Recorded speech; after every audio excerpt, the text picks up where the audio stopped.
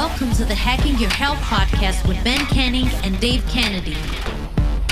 Two guys heading out to hack body, mind, business, and beyond. We are here to provide a single source, bullshit-free guide to understanding your body and how you can live better for longer.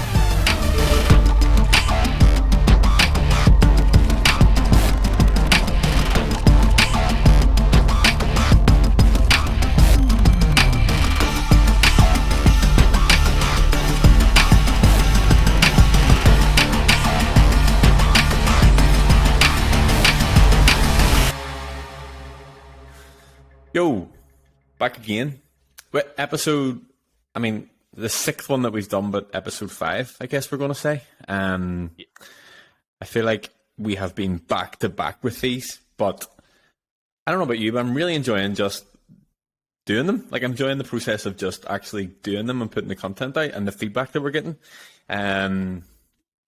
Today, obviously, we're going to talk about nutrition a start point in nutrition. So this is going to be part one.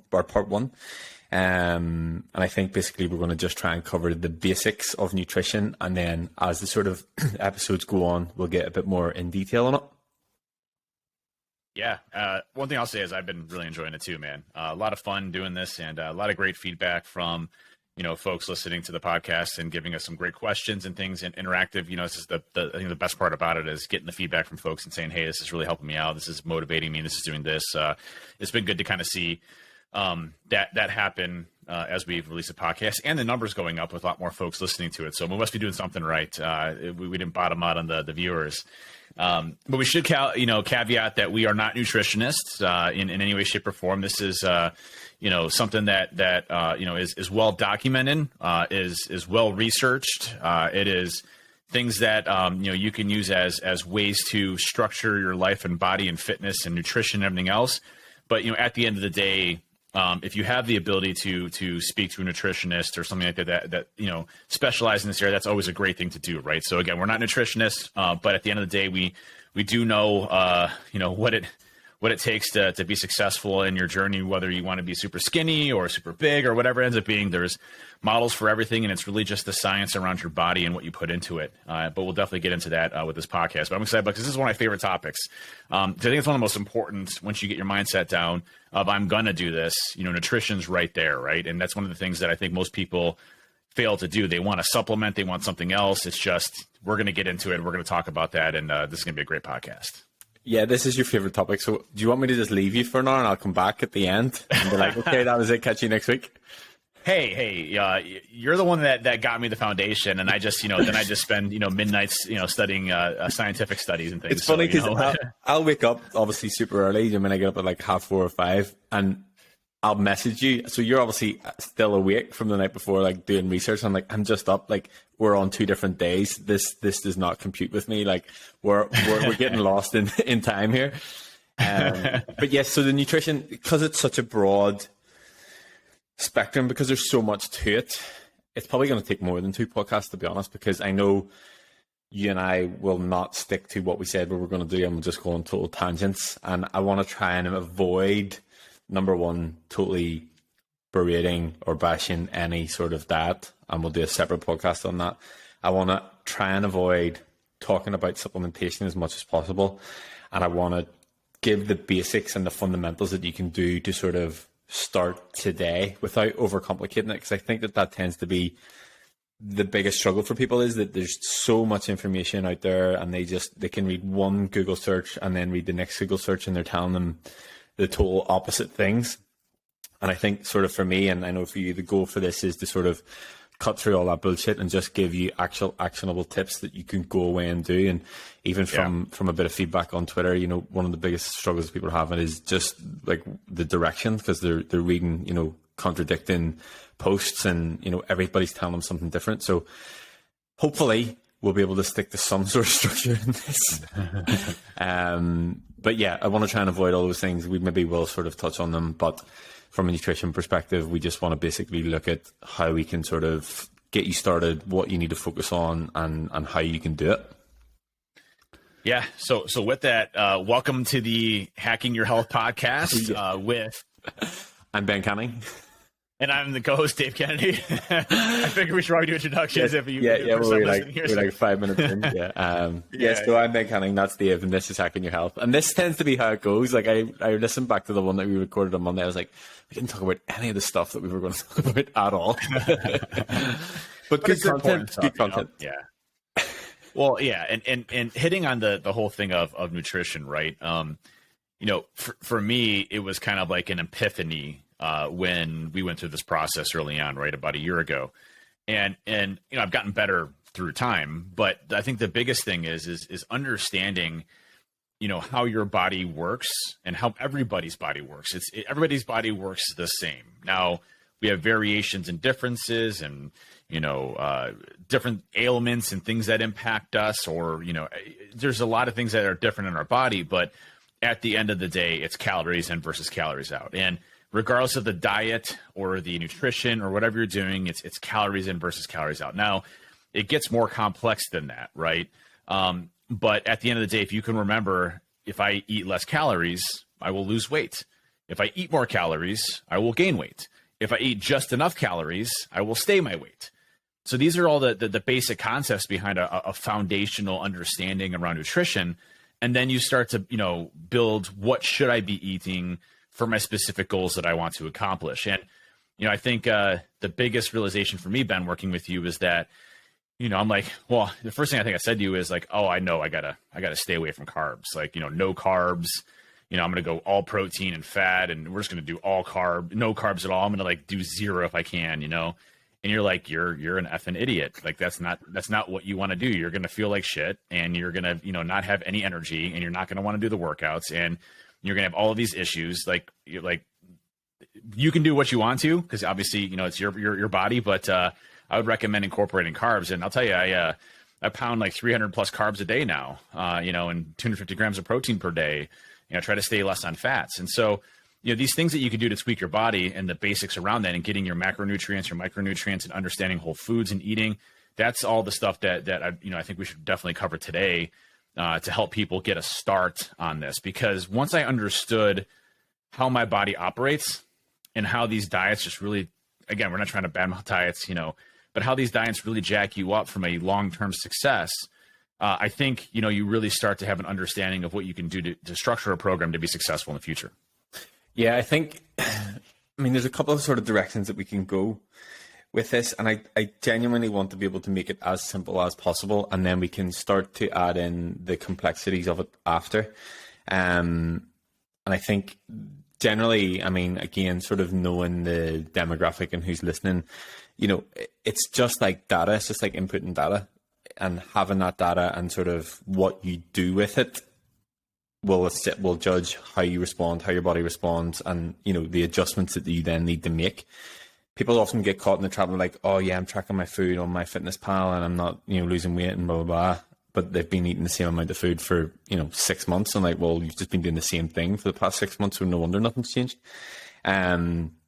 So I think the biggest thing just comes down to having the data and having the information, but also adjusting accordingly. So on a very basic, simple, you can start this today, not overcomplicated, don't need to go and calculate anything. The best advice that I can give you is just start tracking your food that you eat. Just literally everything that you eat, put it in some sort of tracking app. I would recommend MyFitnessPal because in my experience, it's the most user-friendly. There are other ones out there, but I don't know anything about them.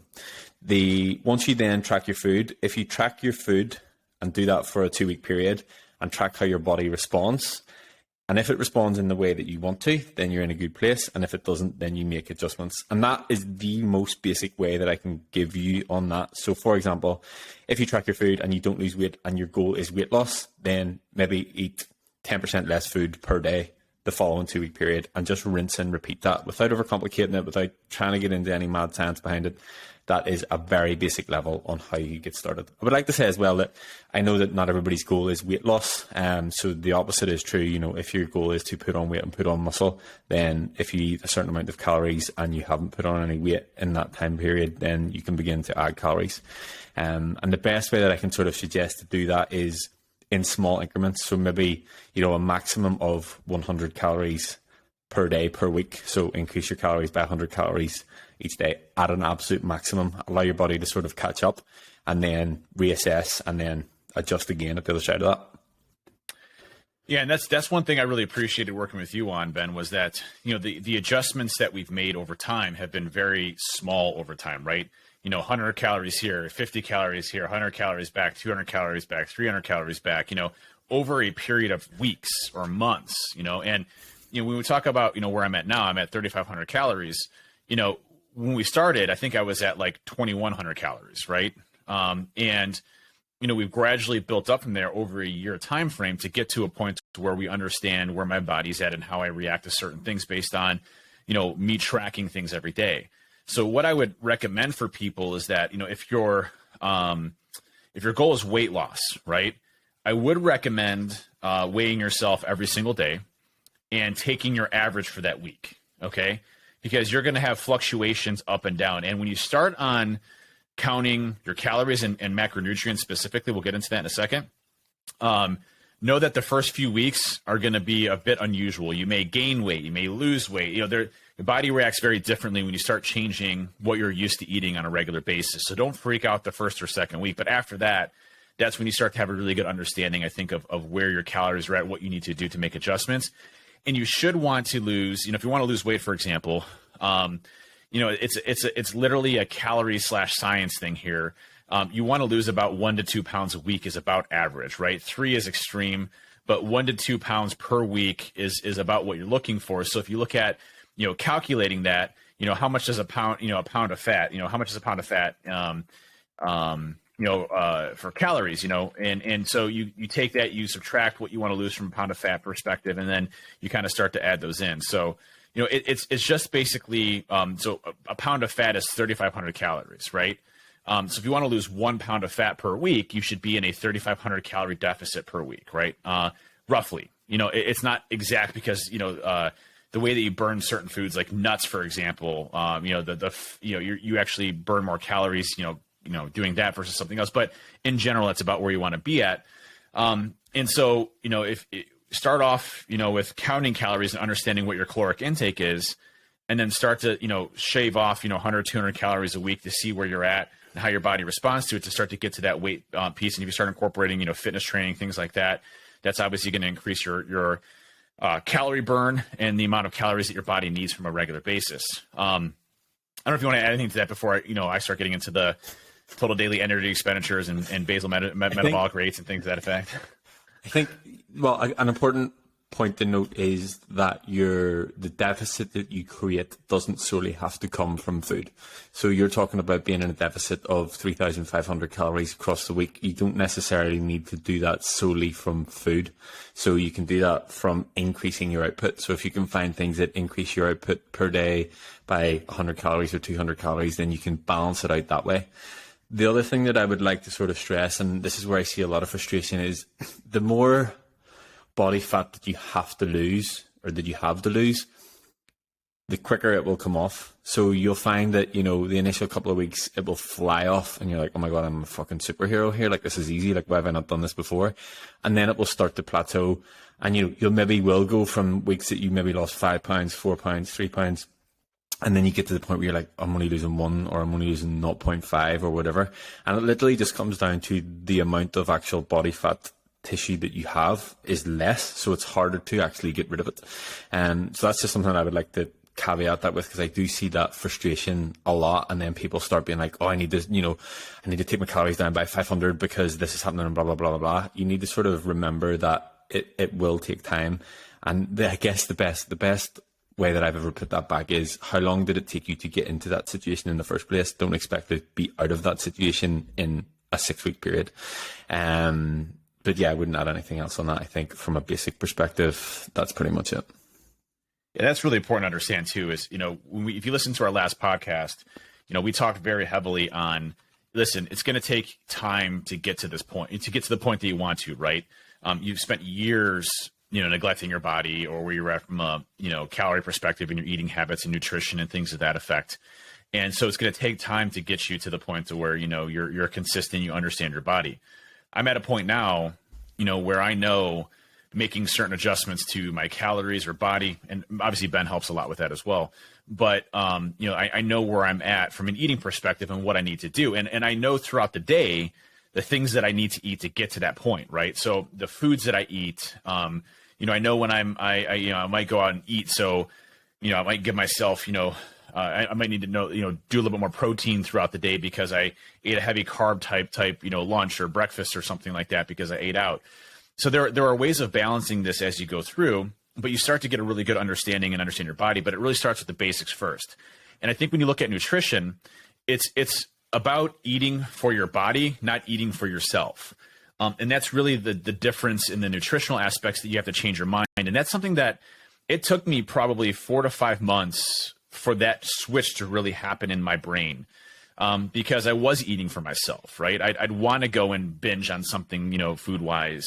I remember talking to you and I'd be like, man, I just totally killed this whole box of Wheat Thins, and I don't even know what Wheat Thins are.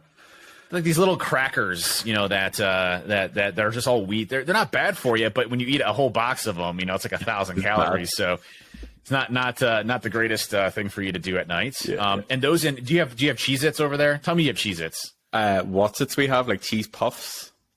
No, man, I gotta send you some Cheez-Its, man. Those are like those are crackers with like cheese all over them and salt. It's like cheese, crackers, and salt. It's about as best as it can get, right? So like Cheez-Its and Wheat Thins are kind of like my go-to snack foods. And so I'm more cognizant of when I eat them now, just based off of that. But I eat, less for myself, and I still enjoy things. I'll still have a cake or something, whatever. But I eat more for that nutritional aspects and staying within my macronutrients in order to really promote and maximize my body potential. And so when we look at that and you're like, oh my gosh, this is too much information. Well, here's a framework to be successful with, okay? So first and foremost, as Ben mentioned, you got to start counting your calories, okay?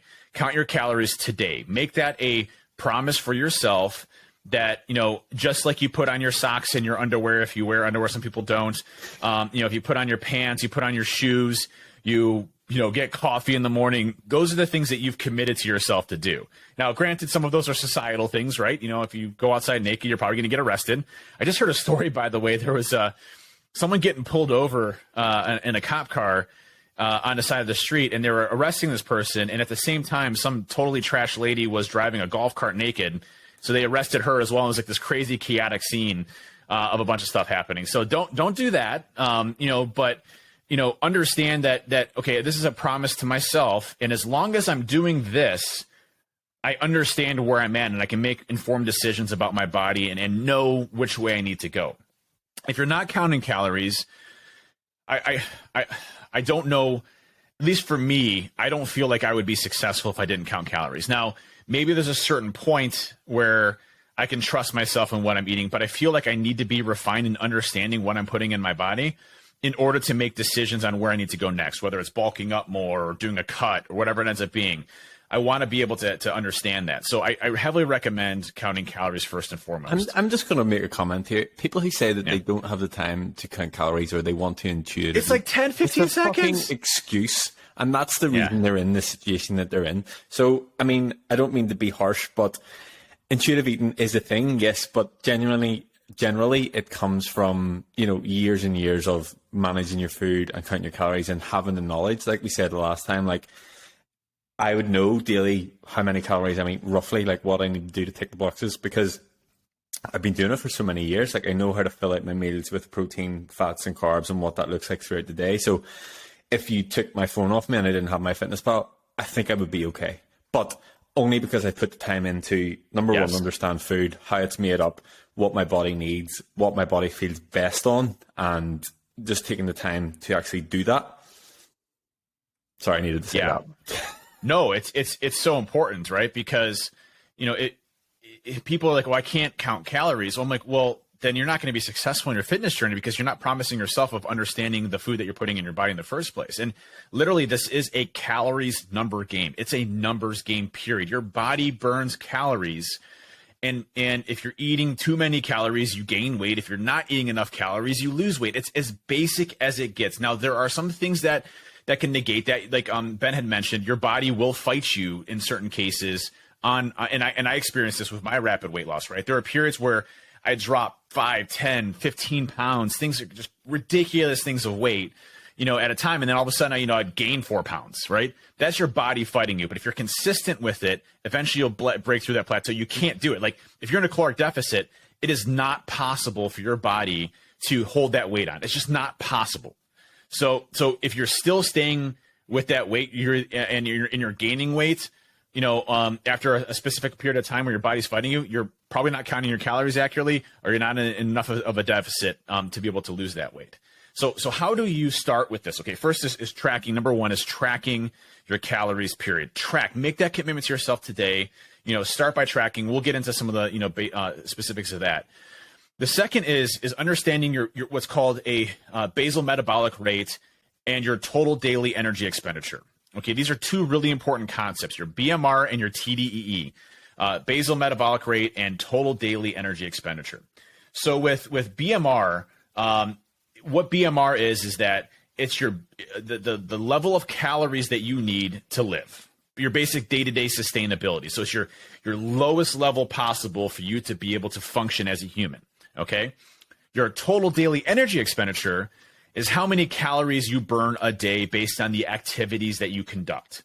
So if you're just doing calorie counting and you're, 6'4", 220 pounds, whatever, your TDE might be something like, 2,200, 2,100 calories, or just as an example, okay? And so what that means is that based on my level of activity and what I do per day, I burn around 21 to 2,200 calories a day on an average basis.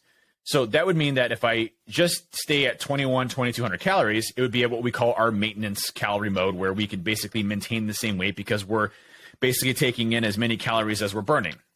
So once you understand your total daily energy expenditure, and we'll talk about how you calculate that, you can understand, hey, do I need to put myself in a little bit of a deficit to lose the weight? Or do I need to put myself in a surplus to gain weight?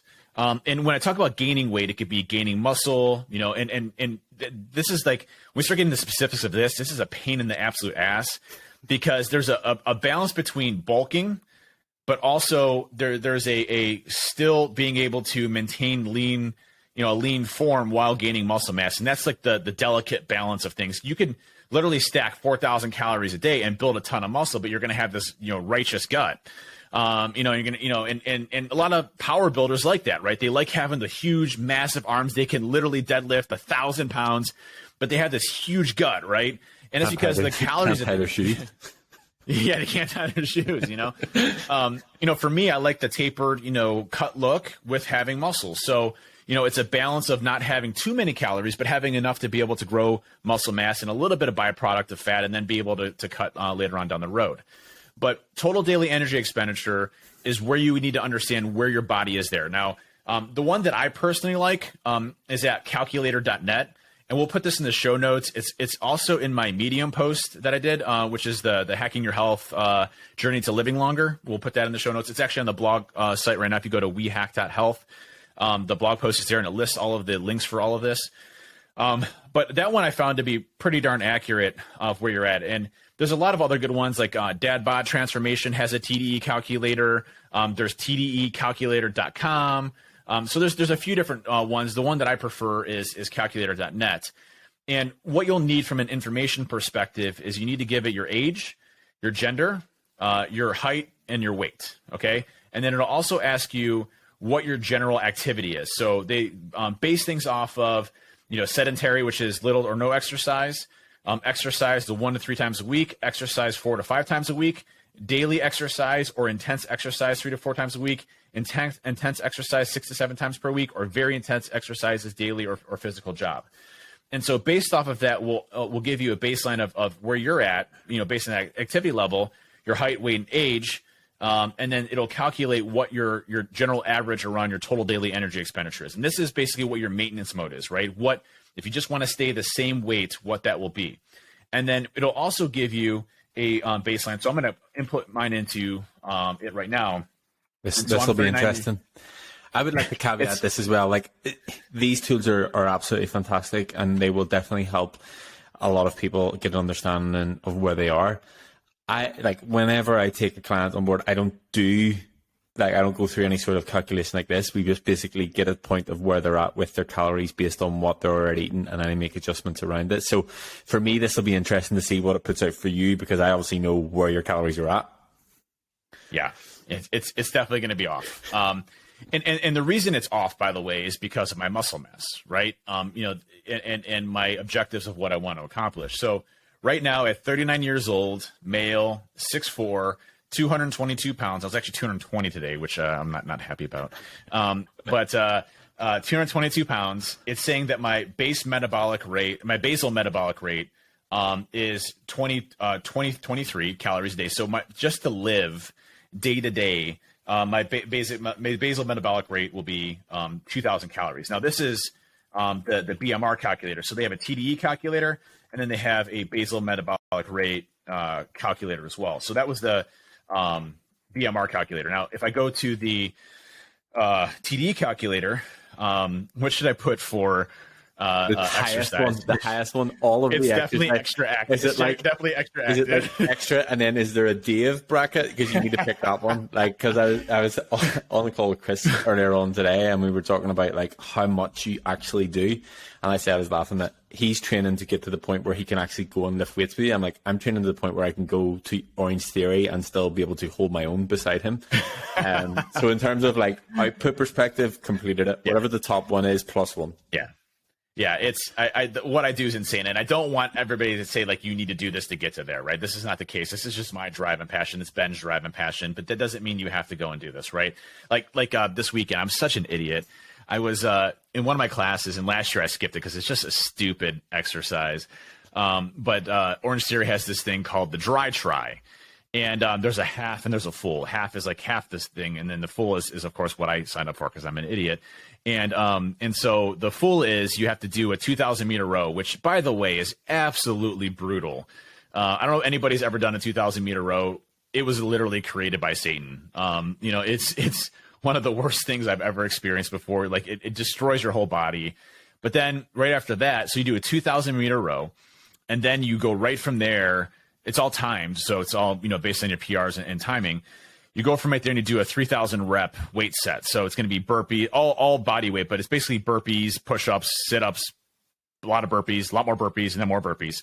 So you got 300 of those, basically, 300 burpees, consider it. And then you have to run a 5K, which is 3.1 miles. And so I'm doing that Sunday at 6:45 a.m., which, by the way, I don't do well with waking up in the morning. So why I decided to do this, I have no idea. My trainer over there, he's his name's Travis. He's like, so who's he's like, hey, who's doing the dry try? I know Dave is. I'm like, whoa, you can't be calling me out like that. So of course I signed up. But again, my level of activity is based off of what I enjoy. This is my therapy. This is my home. This is what I enjoy doing. This is my hobby, right? So you don't have to do that. So for me, the total daily energy expenditure, which is actually pretty damn accurate, I will say, on this, Ben. It says the estimated TDE of body weight maintenance energy requirement is 3,845 calories. So that's pretty accurate. I mean, if you look at where I'm at right now, we could probably bump it up 300, and I would, maybe gain a pound or so a week, maybe. But I'm staying at basically maintenance. So I'm at, I stay about 222, 221, 220 is about where I'm at. So. But it says if you want to do mild weight loss, I want to be at 3,500 calories. That's 0.5 pounds a week. Weight loss, I would be at 3,300 calories for 1 pound. Extreme weight loss would be 2,800 calories, which I don't even want to think about eating 2,800 calories with everything. I would enjoy that because I feel like I'm eating all the time. But 2 pounds a week, and then energy intake to gain weight. It talks about gaining weight, so I'd want to be around 4,000 calories. A day for 0.5, 4,300 for 1 pound, and then fast weight gain for 2 pounds a week would be 4,800 calories. So that's not that far off. What I would say. What you're saying is that I actually know what I'm talking about, and everything's going on in the good. There's a couple of points. Listen, my trust, by the way, for you took forever, and I trust you implicitly. So if you're like, hey, Dave, you need to go to 5,000 calories, I'm like, I don't understand what's going on, but I'm going to do it anyway. But go ahead. Yes, so there's a couple of things that, number one, what I would say is we probably will get to the point where you will be at that calorie level, especially sort of with the programming and things that we're doing at the minute. Your body is going to have those demands for the strength and for the recovery. And even, you know, from a me perspective, like I did just bump my calories up by 1,000 because I knew that the demands that my body would have. Again, from time, I know that my body will be able to handle it. I know how to manage it, so that's totally fine. But a point that I wanted to note there is obviously it gives you the different grades based on, you know, moderate to extreme. And I think this again is sometimes where people go wrong, and there is no right or wrong. It's just what you believe you can stick to. So there's two ways to look at it. You can either, if the goal is fat loss, you can either create quite a big deficit and try and do it in a shorter space of time. The areas that you will face problems in on that is your energy levels. Your sessions might begin to suffer. From my own experience, whenever my calories are super low, I was just an asshole. So if you don't want to be an asshole, I wouldn't recommend it. And the other thing would be how you, like, are you actually able to stick to it? Because again, from my own experience, I can go super low for a very short amount of time. If it's like 4 weeks, but I know that after that, I will crack, and I will be like a crackhead eating whatever the cheese thins or whatever wheat thins that you were talking about, anything that I can get my hands on. So, you know, for that, you know, that would be if we go down the lines of doing a mini cut or stuff, like I know that I can cram that, and I know how much time I can give to being on super low calories, but anything beyond that, like, it's not sustainable. The other side of it as well is, and this is what I would recommend to the majority of the population, is by creating a slightly smaller deficit and doing it over a longer period of time. The reason that I prefer this is because your sessions don't suffer, and you actually, in a roundabout way, will burn more calories because you'll have a better, more intense session, whether it's cardio based or whether it's in the gym or whatever it is. And even down to like the finer details, like if you've ever been in a place where your calories are super low, like fidgeting, like tapping your foot, like whatever sort of things that are your sort of tics, they all start to go because your body just stops doing anything that's wasting energy. So from that perspective, I prefer the lower, like a smaller deficit, because I just think, number one, it's more sustainable, and number two, you can actually get more from it. And there's nothing worse than, you know, your calories being super low and you know you have to go and do this session, then you come out and you had a shit session, and then you're frustrated, and then you get into a negative mindset. Whereas it doesn't have to be that hard. You just, we'll talk percentage, you know, instead of creating a 20% deficit that's going to be hard for you to stick to, and all you're going to think about is eating donuts all day, if you create a 10% deficit where you can manage it, you can still eat donuts because you have the calories to do it, and you can have really fucking good training sessions, then that to me is a, you know, that's a setup for success, because you can do that long term, and it doesn't need to be overly restrictive, and you don't need to, like, stop rushing it, stop thinking you need to be there right now. You know, it's taking you time to get to wherever you're at now, so accept that it's going to take time to come out the other side of it. And I guess just to sort of finish up on that, you know, it will stay off at that point. You know what I mean? Like anybody who's done that sort of crash diet where they do, you know, 6 weeks and they eat 800 calories and they're eating, you know, lettuce soup for breakfast. At the backside of that, they then put the weight on because it's not something that's sustainable. Whereas if you take the time doing it in a slightly lower deficit, then you have more, you know, you have more control over it. It will take longer. It will become a habit, and you won't bounce back the other side of it.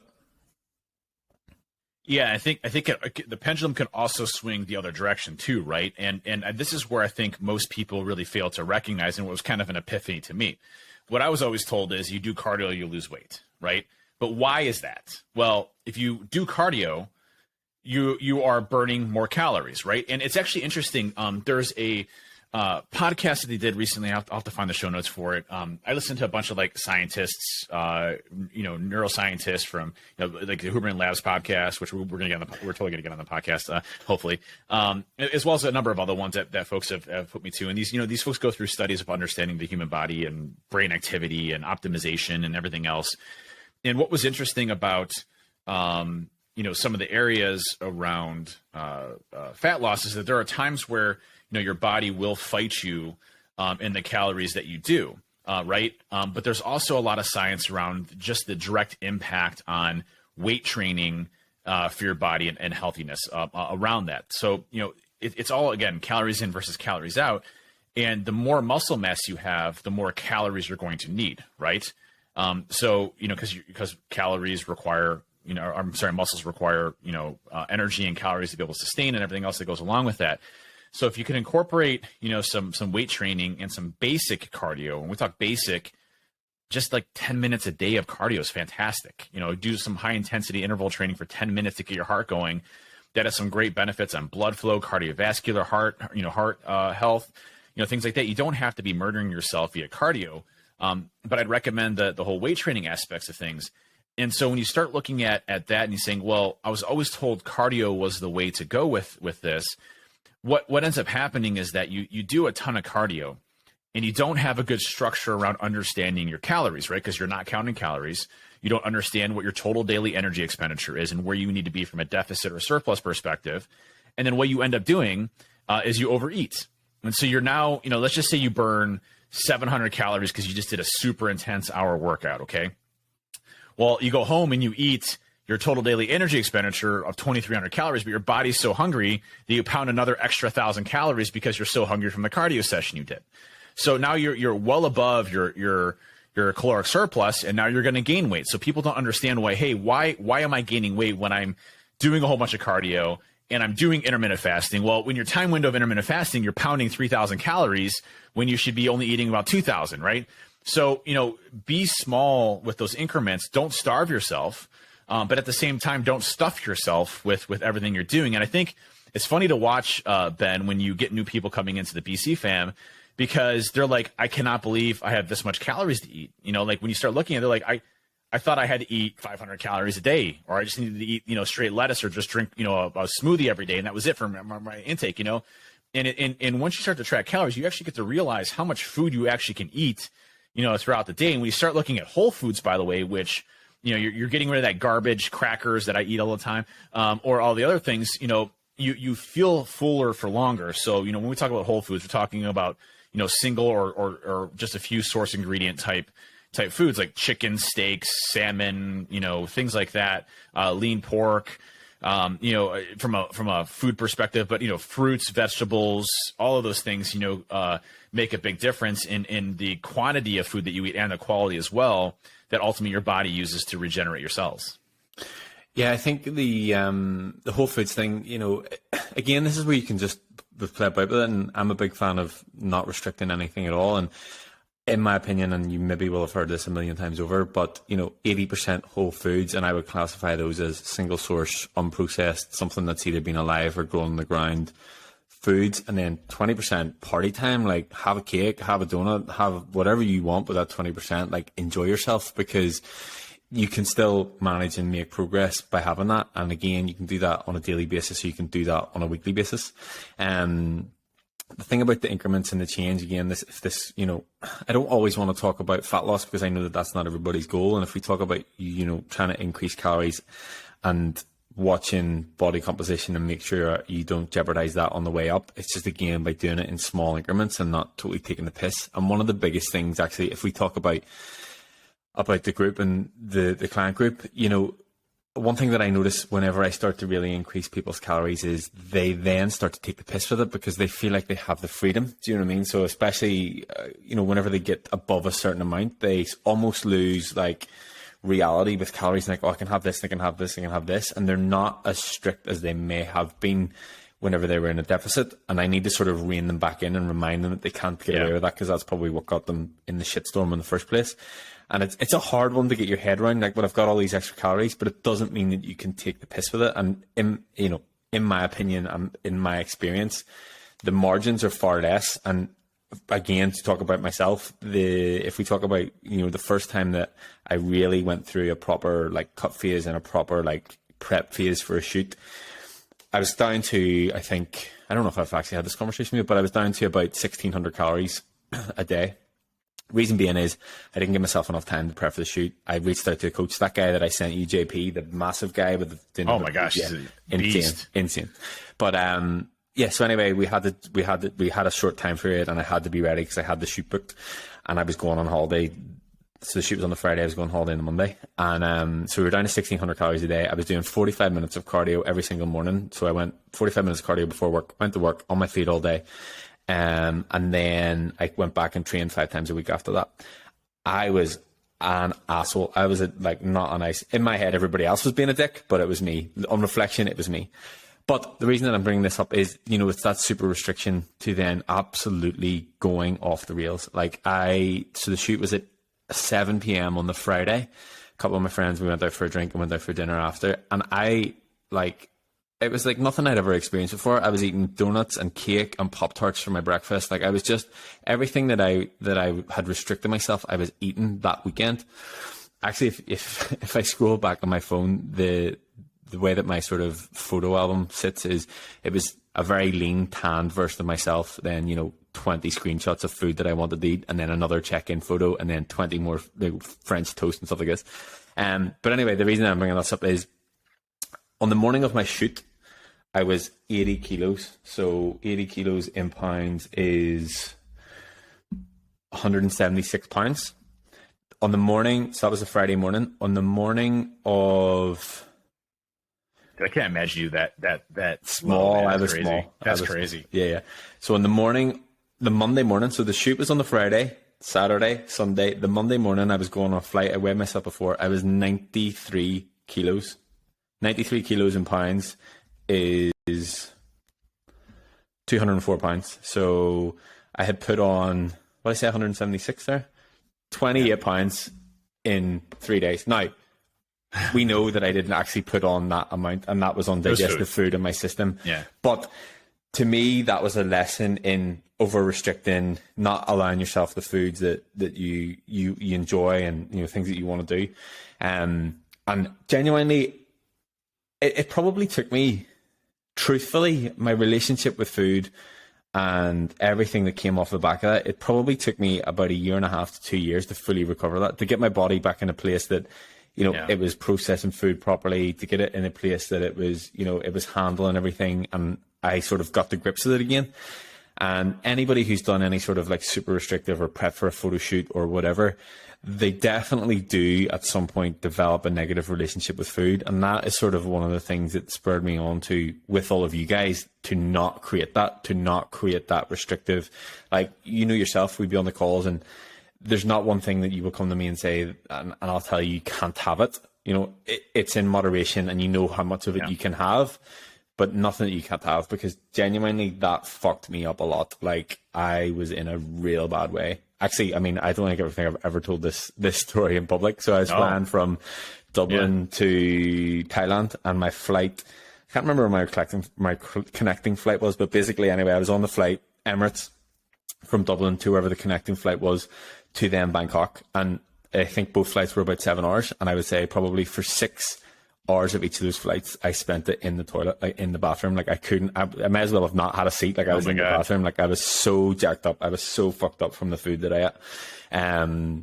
So yeah, wouldn't recommend overly restricted diets or not having the things that you enjoy, because you will go off the rails. Sorry, it was a rabbit hole I went down.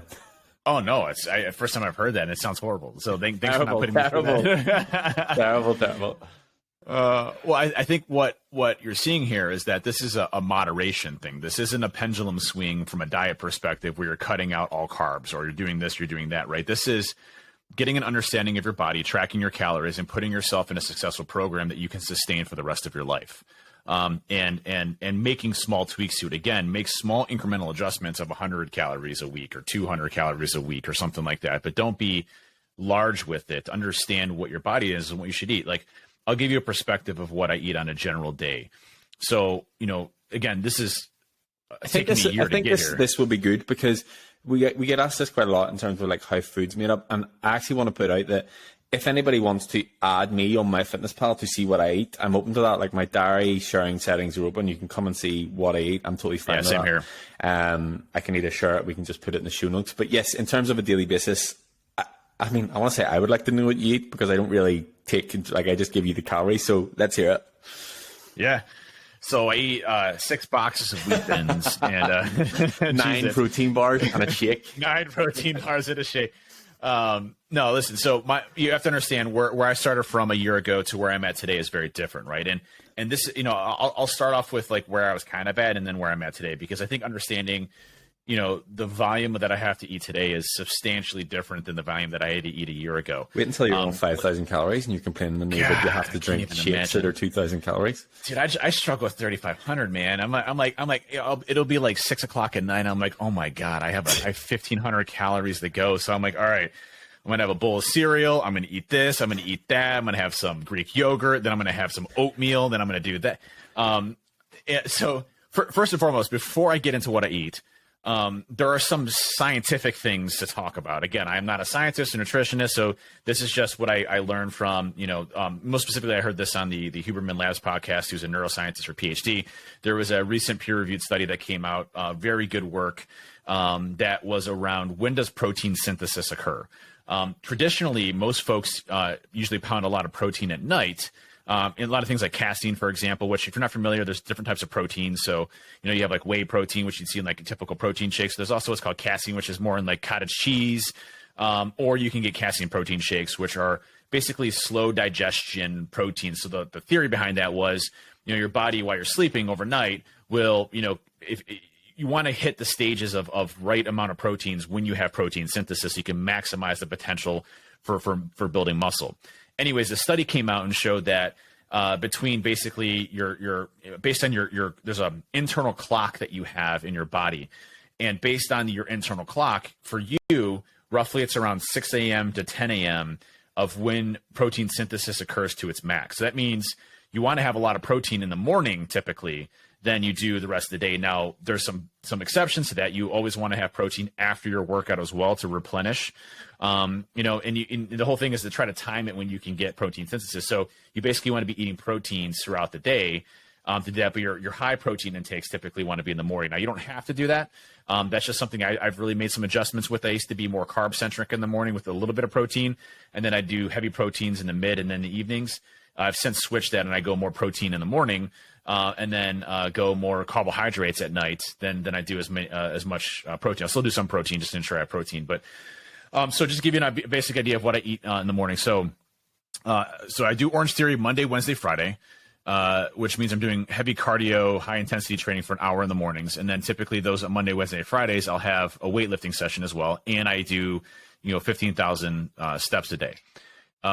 For days that I'm not doing Orange Theory, the diet changes, or I shouldn't say the diet, the food intake changes a little bit. So what I'll typically do on Monday, high intensity mornings, is that I do the high intensity on a fasted stomach, which means I don't have any food in my body whatsoever when I do the initial workout. And there's a lot of studies on that. So based on like level 3 training, which is more of the higher intensity or long-term distance ones, in order to get to that fat burning mode, that your body actually says, hey, I can release this fat. And then when fat is actually transported for energy, occurs much lower from a time frame perspective, usually around 35 to 40 minutes, versus if you're in if you have food in the stomach, which then it ends up being around 60 to 90 minutes. So on a fasted state, you can burn more fat, for sure. And again, this is all just like little tweaks you learn as you kind of go along. So hopefully I'm not losing anybody on this, but, so I eat in the morning, after I get back from Orange Theory. I will typically eat, and this is pretty standard for each day. I usually have a bagel. I like these blueberry bagels from Dave's. They're all, whole wheat. And then I put, full fat butter on there, none of that margarine crap. Ben taught me that first and foremost. I'll usually have a protein shake if I'm on a workout day. If I'm not on a workout day, I'll usually do 2 Greek yogurts, which are 24 grams of protein. And I'll usually do a banana for quick glycogen restore, simple carbohydrates. So there's a difference between simple, complex, and proteins and fats and things of that effect. So simple, your body can use immediately, basically. And when you're doing weightlifting or training, you deplete what are called glycogen stores, which is what your body, your muscles use for energy. And so simple carbohydrates allow for immediate energy. It spikes your insulin and allows transportation of those carbohydrates, i.e. sugars, directly to your body for immediate use. So if you do heavy training, something like a banana or apple or something like that afterwards can be very beneficial for getting your energy levels to stay consistent as you go through. And then I do the bagels for more complex carbohydrates, which take your body a lot longer, more consistent clean burn throughout the day for maintaining energy levels. Then I'll usually around 10 or 11 o'clock, I'll have a snack. It could be some beef jerky. Might be cottage cheese. It might be Greek yogurt. I eat like a ton of Greek yogurt. Literally my entire fridge is full of Greek yogurt. And then at lunchtime I have a full meal, which is typically, I go from Tafala, but they average between 500 to 800 calories. Usually a big protein source, so usually 40 grams of protein in that meal. So usually, like a chicken breast, steak, lean pork, things to that effect. One thing I didn't know is if you get a 12-ounce filet, it's 90 grams of protein. I thought that was pretty incredible. So yeah, it's also a lot to eat. Then a couple hours later, I usually have another snack. That might be, some wheat thins, some pretzels, as well as maybe another, thing of cottage cheese or whatnot. And then dinner, I have a full dinner. At night, I'll typically have a bowl of cereal with some milk. It doesn't matter what the cereal is. Sometimes I do Lucky Charms, which people are like, well, I can't believe you eat Lucky Charms. Well, it doesn't matter. Honestly, it's still within my macro breakdowns. Sugar makes you fat, Dave. Sugar makes you fat. Sugar makes you fat. Makes you fat, man. So I don't know. It's not working for me for some reason. But it's within my calorie intake, right? And it's the carbohydrates that I need to ensure. And at nighttime, carbohydrates help me sleep. So I usually do a cereal, with 2 Greek yogurts. And then if, later at night, if I'm still kind of hungry, I'll throw in some oats, oatmeal, as a kind of a good night snack for me. But that's basically, and that equates to about my 3,500 calorie mark. And then, when you look at protein, I'm trying to get around 250 grams of protein. And from a carbohydrate, my goal is to keep, fat below 100 grams, per fat. So I try to get more in like the 70 to 60 grams of fat, as kind of my base average. And then, carbohydrates, as many as I want, that fits within that 3,500 calorie mark, right? So, at times I'm at, 340 grams of carbohydrates, and I'm at 250 grams of protein. So, these calculations are based on, again, a year of messing with me. But when I first started, I would go to bed. I'm like, dude, I don't know how I can even get 150 grams of protein. Well, eat whole foods, supplement with the protein shake if you need to. You can do 2 scoops of protein, which is anywhere between 40 to 50 grams of protein. Some people say, hey, you should only do 24 at a sitting. There's still not a lot of studies on that. I think 50 grams of protein is fine in one sitting.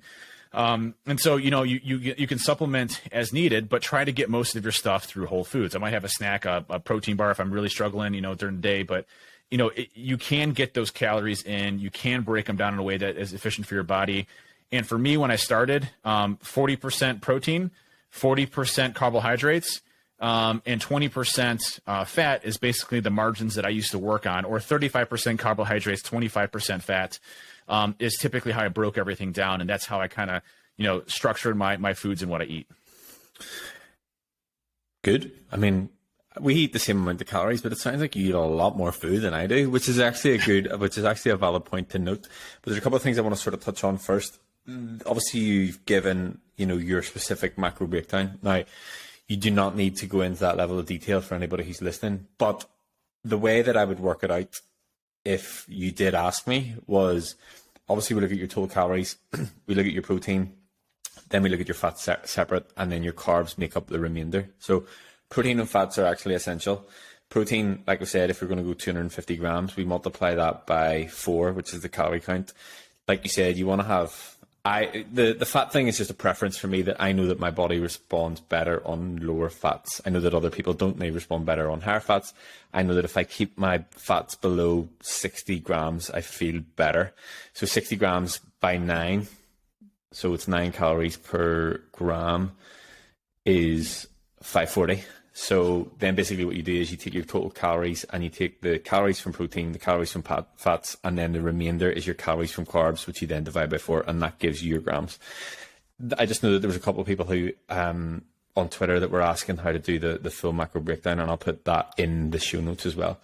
The other point as well is you're talking about the protein thing, and I like protein too. I think the protein. My kids, every time when I have a protein shake, they're like, protein. I'm like, this is awesome. yeah, it's good. If you haven't seen it, by the way, there's a Subway commercial. Look up Subway protein. It's one of the best commercials ever made. It's the GIF. It's the GIF. That's my favorite GIF.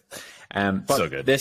The protein conversation I have all day, every day. Every day somebody has come to me and they struggle to hit their protein goal, which I get, I understand. And the best sort of tip that I've had from this, and I heard again from Matt, he said that if you look at your plate, generally the portion sizes are going to be quite heavy carbs, small protein, and then the rest like veg and fat and whatever else. If you simply half the amount of carbs that you eat and double the amount of protein that you eat, it's going to be the same amount of calories, but then you're going to definitely hit your protein target. And again, on a very basic level, that's the way to do it. A couple of other tips in terms of, I mean, this maybe sounds harsh, but whenever I used to work on the gym floor and the girls used to come in to me and they're like, can't hit my protein goal, I'm like, right, well, what's your target? And like, right, 130 grams. Like, what are you getting? Like 100 grams. And I go, right, eat 30 more grams of protein. And like, look at me and I'm like, okay, well, if I told you to, run a kilometer and you'd ran 700 meters, what would you do? And they're like, run another 300 meters. And I was like, well, just eat another 30 grams of protein. Like, it's not that complicated. But I've realized that I've maybe grown up since then and it's not just as easy as that. But hacks on how to improve or how to increase your protein intake. Let's start with breakfast. Okay, so with my breakfast, I have eaten 4 eggs in some capacity, whether they're boiled, fried, omelette, scrambled, for the past 6 years. I've had at least 4 eggs. Did I ever tell you the story about the coach that I had who made me eat 8 eggs every morning and an avocado? 8 eggs. Have you ever tried to eat 8 eggs? Like, I was like, how do you eat? I'm not a huge egg fan personally, man. So my diet does not consist much of eggs. I can't imagine 8 eggs and a whole avocado is like 1,100 calories. I hate avocado. That is like walking boogers right there. So that ain't gonna be me. So anyway, at least 4 eggs every day for the past, I don't know, forever. To the point that I used to get recognized as the egg guy. The guy that does the fried eggs in the morning on Instagram. I'm like, yeah, that was me. What a way to be known. But anyway, so 4 eggs. And if you need to increase in that meal, look at egg whites. So lower in calories and just basically protein. You can either just get them from actual eggs and just get rid of the yolk, or you can buy liquid egg whites and add it to whatever you're doing. What I started doing at the minute, since I've increased my calories, is getting like just a packet of ham or pastrami or, turkey or whatever, and just eating like 100 grams of that, because that's going to give you an additional 25 grams. So that's breakfast covered. Obviously, you mentioned shakes. Don't be afraid to supplement with a decent whey protein. Yeah. I would say I would get at least 70 grams of my total intake of protein from whey protein if it's a training day. So I'll have whey protein in my oats, and then I'll have a post-workout shake. Then other things to look at is, it's the double your protein source thing. So instead of having the packets of prawns that I get, or they have to say shrimp, it's the same thing. You know what prawns are? Shrimp. I know what prawns are. Shrimp. Well, whatever. They're like 130 grams. I just eat 2 packets of those, which is like 56 grams of protein. So I'm basically just doubling everything that I get. Another point that a tip that I picked up on is, you're talking about Greek yogurt. Put a scoop of whey protein in that as well. So generally, the Greek yogurts that I would recommend over here, they're about 10 grams of protein per 100 grams. So if you eat 200 grams of that, it's going to be 20 grams of protein. If you throw a scoop of protein in that, you could take it up to 40 easily, and it's not like a lot more food volume. And it's just about being mindful of the protein sources for each meal. So if you literally look at, your total grams of protein for the day and how many meals you eat, and then just break it up into that. So if you eat 4 meals a day and you're trying to eat 200 grams of protein, try and get 50 grams of protein per each meal. And that's, that's the simplest way to look at it.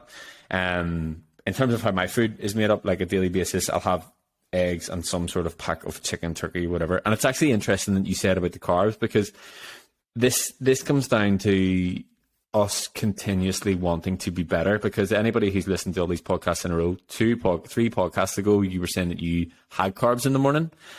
And now that you've done that research, or now that you've listened to that podcast and done research, you actually find that, maybe it's better, or you find it better not to. So that's just the continued evolution of, us trying to optimize everything that we're doing. And I realize that, we're definitely an extreme on a scale. So, it's just a case of like 1% better at this point. So the eggs in the morning with some sort of, like I said, pastrami, ham, turkey, something like that, throw it in the omelette, just eat out of the packet, whatever. Then my next meal will be my pre-training meal. And again, for the past 6-7 years, I've had some amount of oats, usually like 70, 80 grams, and then 2 scoops of protein, which gives me 40 to 50 grams of protein. Then I would always have some sort of intra-workout protein and carb that we'll talk about at a different time when we do a supplements podcast, because that's a total shit show rabbit hole that we don't have time for today. Then post-workout, generally I'll have a shake and some sort of cereal. So we have Cocoa Pops over here. I know you don't have them. I'll actually send you a box because they'll change your life. And and I have those post-workout. I would also like to mention as well that I was joking about sugar making you fat. There is no one thing or one food or one macro that makes you fat. It's overconsumption of calories over time that makes you gain 100%. Fat tissue.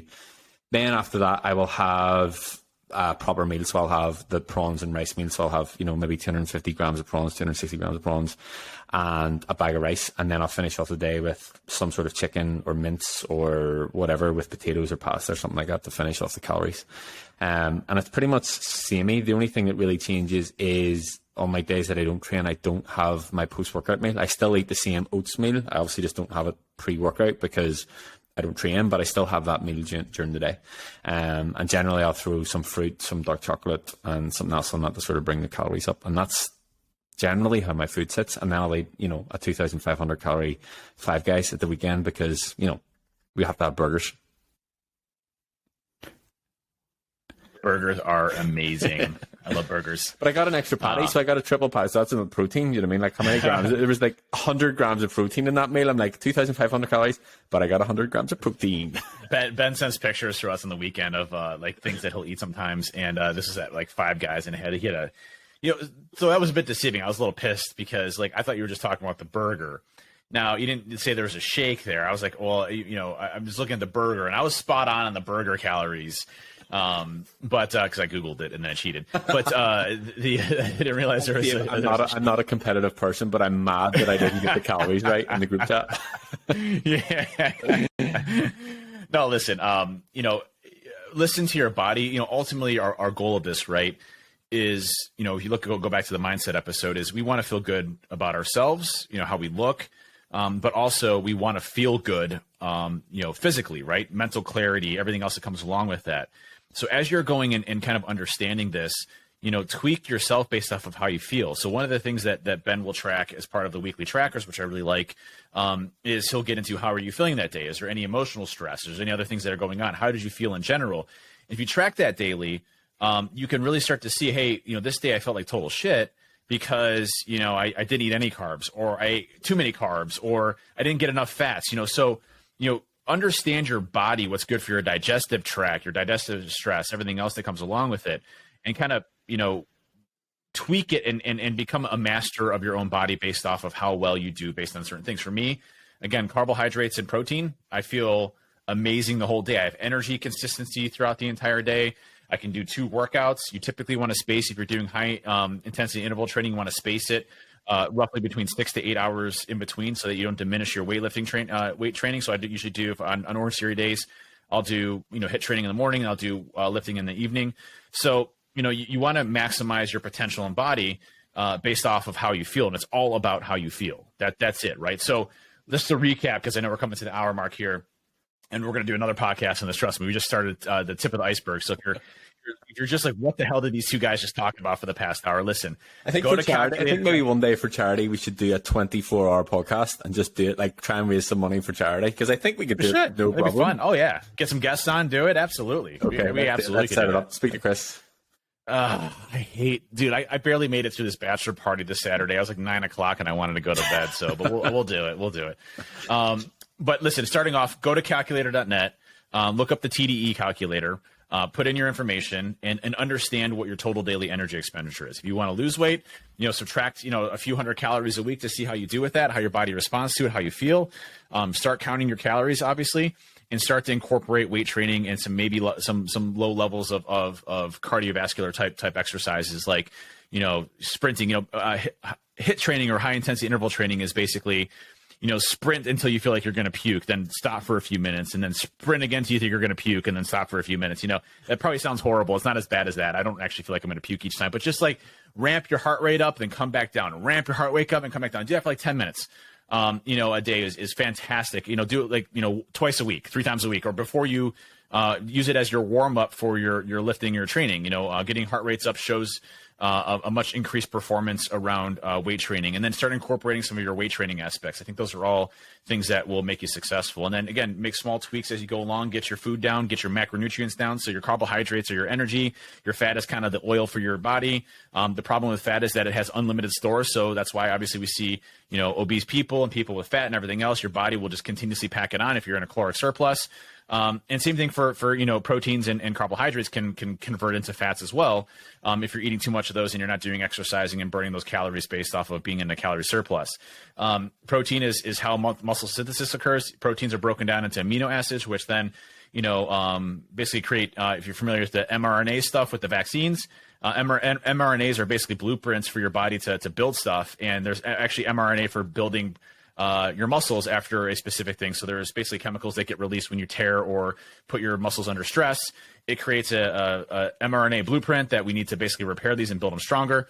And amino acids are used, which are broken down from proteins in order to replenish those. So, protein is used for muscle protein synthesis and hypertrophy, for growing muscle mass. And there are two different types of muscle fibers, which break into strength and growth. We'll get into all that stuff. You don't need to worry about that now. Just get the percentages down. Maybe start with like 40% protein, 35% carbs, 25% fat. There's a lot of great studies out there on heavy protein-centric diets and their impact on fighting obesity. There are obviously, when you're eating really high volumes of protein, could be some kidney or liver issues with that. But again, monitor that if you're getting blood work done. But that's really long-term stuff. Most people, if you're in the 200 to 250 calories, it's not going to be a big deal for you at all. Or, I'm sorry, 250 grams of protein. So just start off small, get your total daily energy expenditure, put yourself in a deficit, monitor that, incorporate some cardio training, some walking, and some weight training. And believe me, this is a recipe for success that you can sustain. I guess you said that, we wanted to wrap up and not overcomplicate it, and then just went on a total tangent. But I want to finish with 2 tips that you can give of things that you struggled with and how you have overcome them. Because I can give out all the tips of the day, but I'm not speaking from, I've actually done this in terms of experience. So in the past year, from a coaching perspective and everything that we've achieved, 2 things that you genuinely really struggled with and how you overcame them that will help people. Yeah. Picking yourself up after overeating is number 1, right? And that's in the mindset one. If you get into the mindset and lifestyle podcast, we talked about that heavily. I think that was my biggest struggles, is that I didn't have trust in myself to be successful in this program. So when I would overeat and go above my macro counts, I would feel like I just went back 6 months. And know that it's just one day. Again, one day you can move forward with it. I also think understanding the types of food I ate and really paying attention to serving sizes and understanding, portion sizes and things to that effect. I don't measure my food. I probably should, but I'm pretty accurate with what I eat because, I get packaged meals and things to that effect. But if you're prepping food or, something like Tacobell or HelloFresh or those types of things, the whole serving size and calories are already labeled on there. So if you're eating those, most restaurants have calories, associated to them. I think the biggest thing for me was the night snacking that I had a tough time with. I'd go down and I'd play some video games, and be my relaxing time with some friends. And I just polish off an entire box of Wheat Thins. And then the next morning, I'd be 6 pounds heavier, which really wasn't 6 pounds. It was, 6 pounds of Wheat Thins literally sitting in my stomach. It's like literally if that box weighs a pound and you eat that whole box, you're going to weigh a pound the next day, because it doesn't just magically disappear, right? It's got to go somewhere, right? And so you're either peeing it out or pooping it out or whatever it ends up being. We'll get into the bowel movements here. I feel like my septic system wasn't designed for me eating 3,500 calories, but we get into some of those areas. I think just knowing the type of food I was putting in and getting refined with my macronutrients and understanding the calories, the nutrients themselves. And we'll get into micronutrients as well. I think that's an important topic because, when you start getting into optimization and things that your body uses from a chemical perspective with vitamins and everything else, those are also very important. And again, if you're eating whole foods, you're probably looking pretty good. And then supplementation is basically, hey, we want to increase it 1% or something like that. Although I say the big exception to the rule is creatine, one of the best studied supplements. I'd heavily recommend that. But anything else is just adding on to whatever. The amount of shit that I put in my, the vitamins that I eat, there's no reason for me to do it. It's just, I feel like I'm doing something crazy. I don't know. But we both are that same way. But we'll get into that. But I think those are the main struggles that I had. Just know that, start off small, get the tracking down. And again, do not miss putting in your calories. Do not miss it. That is your promise to yourself that today, that's the framework for everything, right? That's the foundation that you're building your house off of.